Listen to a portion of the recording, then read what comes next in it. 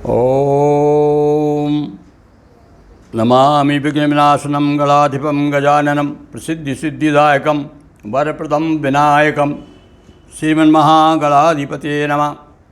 श्री स्कंद कुमाराय नमः। आज स्कंद पुराण के अंतर्गत स्कंद भगवान की कथा, उनका ही चरित्र हम आपको सुना रहे हैं। जब तारकासुर को इसके पूर्व हमने कथा सुनाई कि भगवान स्वामी कार्तिक का जन्म विशेष रूप से तारकासुर को मारने के लिए हुआ और तारकासुर का वध करने के बाद में उनके मन में बड़ा पश्चाताप हुआ कि मैंने बहुत हत्याएं की है और इसका मुझे प्रायश्चित करना चाहिए। उनके मन में बड़ा क्लेश होता है, दुख होता है। तब उन्हें नारद जी समझाते हैं कि भाई देखो, भगवान विष्णु भी बताते हैं आकर के कि अरे हे स्कंद, हे कुमारो, और किसी पापी को, दुष्ट को मारने से पाप नहीं लगता।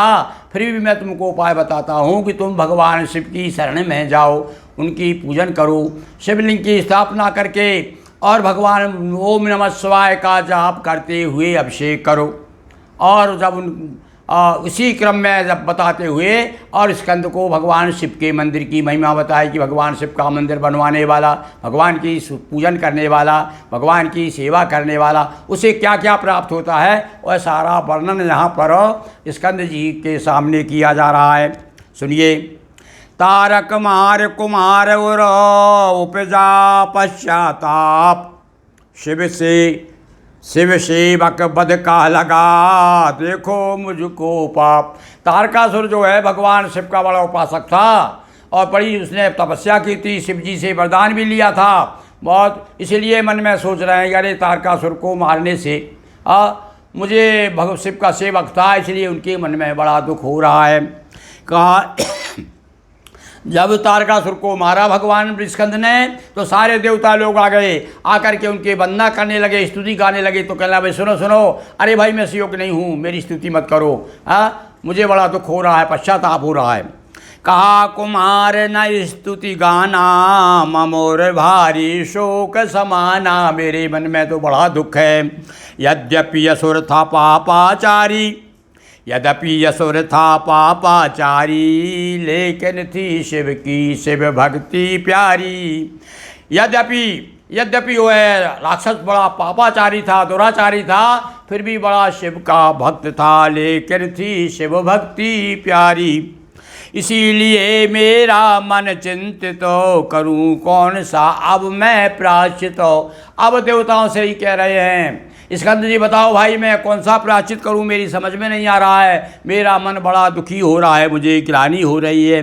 तब श्री हरि ने समझाया, सारे देवता थे, तब भगवान विष्णु कहने लगे, समझाने लगे।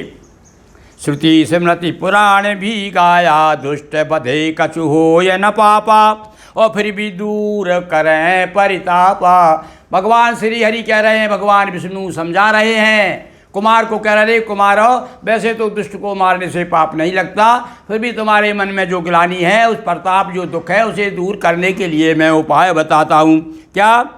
मेरा प्रिय उपाय अपनाएं और शिव भक्ति में ध्यान लगाएं। मेरे पास तो एक ही उपाय है। कौन सा उपाय है? हृदय कोष्ठक मानकर लिखिए नमः शिवाय। शिव की भक्ति के लिए सबसे सरल उपाय, भगवान शिव को प्रसन्न करने के लिए सबसे एक ही सरल उपाय है।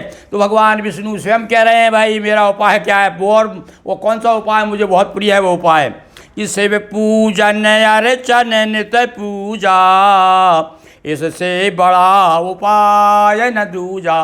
और सबसे बड़ा उपाय देखिए, भगवान विष्णु स्वयं कह रहे हैं कि सबसे बड़ा उपाय कौन सा है। बोले सबसे बड़ा उपाय है भगवान शिव के चरणों में प्रीति, उनका नित्य पूजन अर्चन करना। करने शिव महिमा का वर्णन है, यशमर्थ शारदा। और भगवान शिव कैसे हैं? भगवान विष्णु कहते हैं कि भगवान शिव की महिमा का वर्णन करने में शेष, शारदा, नारद, विशारद इत्यादि सब जो है असमर्थ हैं। पृथ्वी शिव का रथ जानो और तथा सारथी ब्रह्मा मानो। अरे ऐसा देखो, एक उपाय, एक रूपक बता रहा हूँ मैं क्या ये पृथ्वी जो है शिव का रथ है। इस पृथ्वी रूपी रथ पर भगवान शिव विराजमान होते हैं और कभी कभी ब्रह्मा जी सारथी बन जाते हैं। मंदराचल धनु में स्वामी बाना और सूर्य चंद्र रथ चक्र सुहाना। भगवान शिव के जो मंदराचल जो पर्वत है वो धनुष है और मैं स्वयं उनका बाण बनता हूँ। सूर्य चंद्र रथ ये पहिया जो जिस रथ पे बैठे हुए पृथ्वी रूपी रथ पे, और सूर्य चंद्र तो उसके पहिया हैं।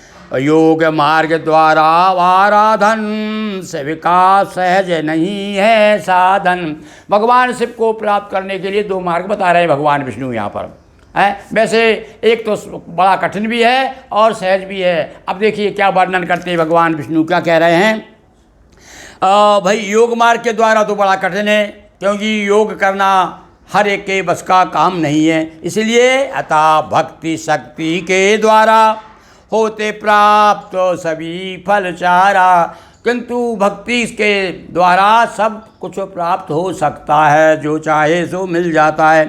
शिव स्वरूप शिवलिंग सुपूजन करें सब भक्ति सदा आराधन। भगवान शिव के जो भगवान शिव का चिन्हित शिवलिंग है उसकी विधि विधान से भक्ति के साथ में पूजन करे, आराधना करे और शिव मंदिर बनवा कर अर्पण। यदि सामर्थ्य है तो आप शिव जी का मंदिर बनवा करके और संसार को लोकार्पित कीजिए भक्त लोग, ताकि ज़्यादा से ज़्यादा आकर के भगवान शिव के दर्शन करेंगे और पूजन करेंगे। उसका लाभ आपको भी, उसका पुण्य का फल आपको भी मिलेगा। करें सफल हो जाता जीवन। जो अर्पण कर देता है ऐसे भगवान शिव के लिए शिव मंदिर बनवा करके, उसका जीवन सफल हो जाता है। तभी विष्णु वाणी सुन काना कहा पुत्र से शंभु सुजाना। और भैया भगवान शिव भी वहीं आ गए।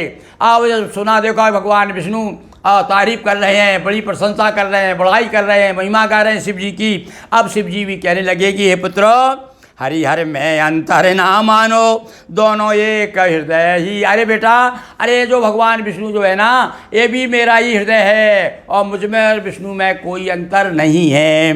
जो हरि से विरोध दर्शाता अथवा मुझको बड़ा बताता। वो कह रहा है भाई मुझ में, या कोई कहता है ये विष्णु बड़ा है या ब्रह्मा बड़ा है या विष्णु हरि शिव बड़ा है, ये इस प्रकार जो तर्क वितर्क करता है उसके लिए कहा है। अथवा जो कहता विष्णु को स्वामी वह मेरा भी अनुगामी। और जो भगवान कहाँ यहाँ कहना चाहते हैं, यहाँ देखिए समन्वयवादी दृष्टिकोण है, वो सब भेद मिटाना चाहते हैं। जो भगवान विष्णु का भक्त है और वो भी शिव का ही भक्त मानो, क्योंकि भगवान शिव तो परम वैष्णव कहे गए हैं। भगवान वो भी भगवान शिव भगवान विष्णु की आराधना करते हैं और भगवान विष्णु तो लगा हमेशा जो है बताया गया ना कौन कौन से शिवलिंग की पूजन करते हैं भगवान विष्णु। और आप सब जानते ही भगवान शिव को किस प्रकार से प्रसन्न करने के लिए भगवान ने अपना एक कमल का फूल अर्पित कर दिया था। तो यह है मेरा भी अनुगामी, जो दोनों में भेद बताता वह नर मुझको नहीं सुहाता। भगवान शिव स्वयं कह रहे हैं जो अंतर करता है। जो ब्राह्मण कहता है अरे भैया ये शिव तो दूसरे देवता हैं, भगवान विष्णु ही सब कुछ है, तो भगवान शिव कहते हैं कि ऐसा भक्त मुझे प्रिय नहीं है। जो भेद बताता वो आदमी मुझे अच्छा ही नहीं लगता, सुहाता नहीं है। कहा कुमार आप में हरि में और नहीं रहा अंतर मम और मैं। पिताजी कहने लगे कुमार, पिताजी मेरे मन में किंचित मात्र भी किसी प्रकार से भेदभाव नहीं। जैसा आपके प्रति मेरा सम्मान है वैसा ही भगवान विष्णु के प्रति है। तब कुमार शिव आज्ञा पाकर प्राप्त किए शिवलिंग मनोहर। शिव जी की आज्ञा प्राप्त करके पर शिवलिंग के पूजन करने में, आराधना करने में प्रवृत्त हो जाते हैं कुमार जी। 3 लिंग जो प्राप्त हैं और सरोवर नीर, सेवन से सब दूर हो जन्म जन्म की पीर। बोलिए माही माँ की जय, कुमार भगवान की जय, उमापति महादेव की जय। एक कथा जो है दक्षिण सागर, और मैं वहाँ यज्ञ हो रहा था, सारे देवता इकट्ठे थे, वहाँ पर ये चर्चा हो रही है। इस प्रकार से आज हमने आपको कुमार का चरित्र वर्णन किया।